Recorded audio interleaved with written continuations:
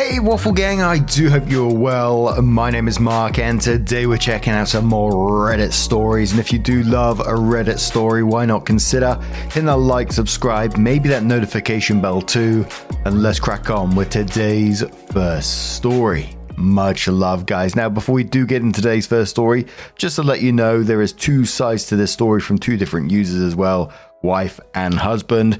And it starts off with the husband, top version 2940, and says, "Am I the arsehole here for telling my daughter I won't budge, even if she never speaks to me again?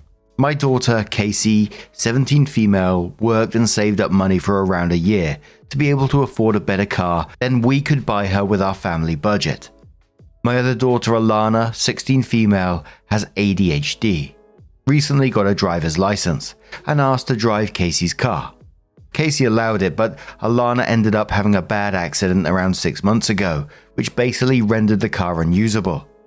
The insurance payout wasn't nearly enough to cover the replacement, and with Alana's medical bills from the accident, thankfully there was no permanent damage, just a broken arm and leg, there was no way we could afford to replace Casey's car immediately. Alana was very apologetic to Casey, and so were we, since we couldn't afford to replace her car. Casey didn't accept our apology and has been basically avoiding us, skipping family dinners and pretty much pretending that her mum, Alana, and I don't exist, and only talks to us if she needs a form signed for her school. I begged her to come to a family therapy session, and she eventually relented, but with a condition that Alana wouldn't be present. In the therapy session, she told us she won't be resuming a relationship with us until we replace her car, which realistically won't be until next year. When the therapist asked how she expected us to do that, Casey said we could just make Alana work to earn the money. The issue is that Alana has severe ADHD and already has trouble managing her schoolwork. I'm worried that making her work to earn money will harm her grades and have significant ramifications for her future. Casey said, well, she should have thought about that before destroying my car. I don't care. I'm not going to speak to any of you unless I have my car replaced.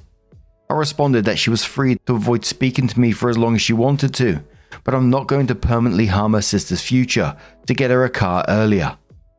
My wife agrees with me that we need to stand firm on our position, but is also genuinely afraid of Casey never speaking to her ever again. I understand that her car was ruined, but I, as a parent, need to look out for all my children, not just one. I also don't want to set the precedent that emotional blackmail will work, even if what you're asking for is unreasonable. Am I the arsehole here?" And in the comments, we'll start with Bid, who says, "You can't be serious. You're the arsehole. You, your wife, and Alana. You keep using the excuse that Alana has severe ADHD. Then why allow her to drive if she is incapable of being responsible? I guarantee this has been Alana's life, and it's heartbreaking. How many toys, treasured items have you let Alana break, take, or use just to guilt Casey with, oh, you know your sister has severe ADHD, just let her. My middle son has autism. Mind you, he's higher functioning, but we planned on spending longer to teach him to drive. We spent so much more for extra lessons. I know my son. He will freeze for a second, and that second counts, so we're taking longer before he gets his driver's license. And I never let his autism be an excuse to be a jerk to his brothers. When he was little, he could have an outburst all he wants. I wasn't giving him his brother's stuff. He had to be respectful of their things. Good Lord, you failed both of them. Edit to add, it's the car situation is just the straw that broke the camel's back. She has felt so belittled. She'd rather pretend she doesn't have a family because why? When you prove over and over that she doesn't matter. Woman in question says you're the arsehole. You're shitting all over Casey to protect Alana from the consequences of her actions. If her condition is that bad, why was she allowed to drive in the first place?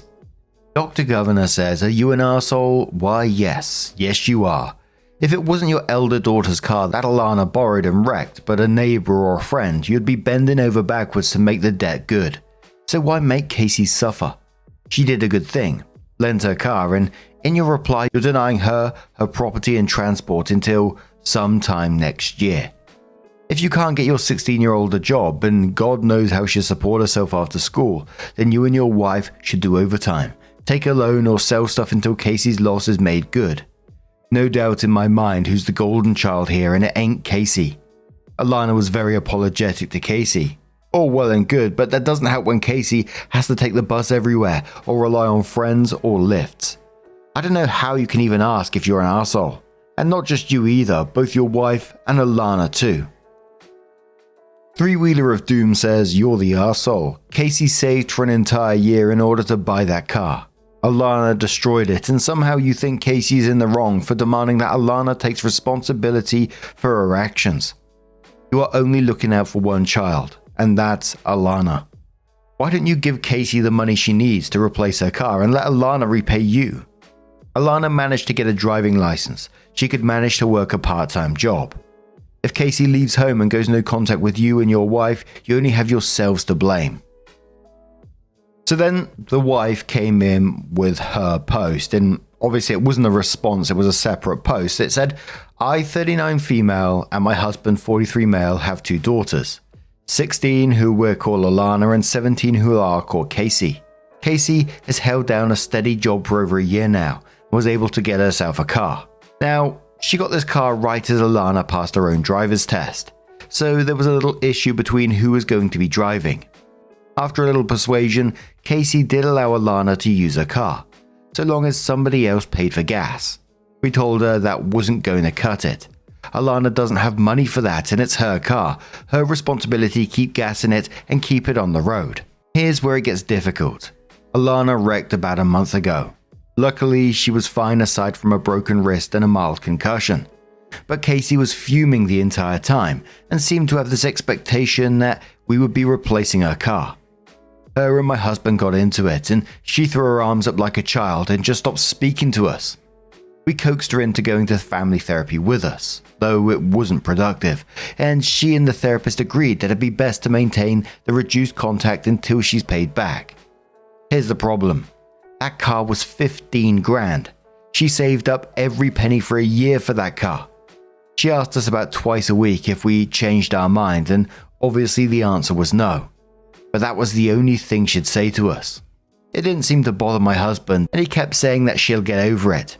Until last week, she packed something and had my mother come and get her. She's been staying at her grandmother's for a little over a week now, and she gave me a good earful. Whatever Casey told her worked, because earlier today, my husband and I were informed we had 30 days to replace the car in full, or she was taking us to court. I think my husband is admirable in wanting to stand his ground, but the way I'm looking at it, we have 2 options, and I'm sick of my daughter not talking to me because of shit that is not my fault. Alana has been a wreck. She's already battling severe ADHD, and now she's shaking at the thought of having to appear in court. So I sat them both down and said we have 2 options. We can suck it up, pay $15,000 and have our daughter and sister back, and Alana will just have to buck up and work. Or we can let my dad sue my husband and I on Casey's behalf, and almost certainly lose. We spoke to 4 different firms, and all 4 echoed similar sentiment, that it would probably cost us triple in the end to bring it to court and fight it there. So that's when I told my husband that I'm not going 30 grand further into debt for him to hold the pettiest grudge. He's saying that I'm being manipulative by holding this whole situation over his and Alana's heads. I'm not saying it's not part my fault. All I said was that no matter what, at the end of the day, we owe Casey, and he needs to just accept that. We can afford $15,000 to replace the car, but if we have to dish out double that just to lose in court anyway, I'm divorcing him before he makes that mistake. In either case, I'm not done supporting both my daughters. We've tried reasoning with Casey and it has resulted in nothing. We lost this one. Am I the asshole for trying to get my husband to accept it? I feel I may be, just for how long I was being a passenger, no pun intended, in the situation, and for threatening my husband with divorce.